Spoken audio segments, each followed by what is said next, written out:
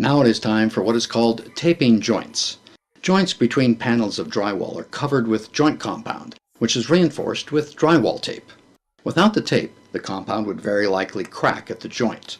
Notice the pen and knife that is using to apply the compound, often called mud, right over this tapered joint. We call it a tapered joint because the long sides of each panel actually have a manufactured taper built in. This allows both the joint compound and the tape that will be applied over the joint to end up flush with the surface of the drywall. He has applied a fairly generous base into the taper, and then simply places the paper over the compound rough side to the wall. He places it approximately in the right place and will come back to smooth it out later. Now notice that he cuts the tape in the corner. Never go around the corner or overlap the tape. You can see here how easy it is to cut the tape. You'll hold the tape to the wall with a compound knife and simply tear it off. Now more compound goes over the top as you push the tape into the compound below. This is all part of the first coat. An inescapable detail is that he takes most of the compound right off. Any excess that you leave on at this stage must be sanded off before the next coat.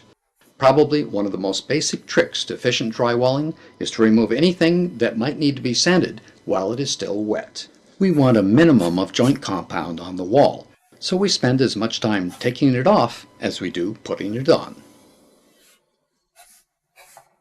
Now here's what's called a butt joint. There's no manufactured tapered edge, so it is a little more difficult.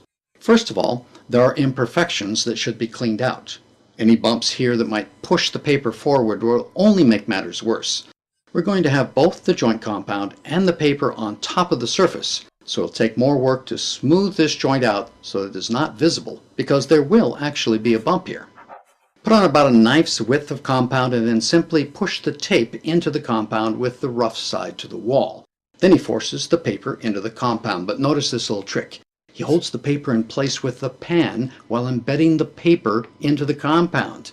That keeps it from moving out of place. Notice that he's not pushing too hard here, firmly, but not too hard.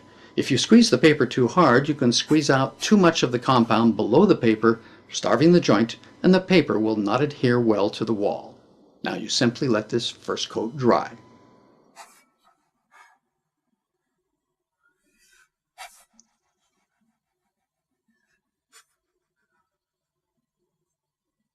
You could cover the joints with fiberglass tape.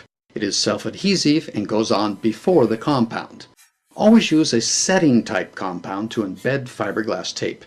This helps the mesh develop its full strength, providing crack resistance at the joint similar to that of the regular compound and paper tape.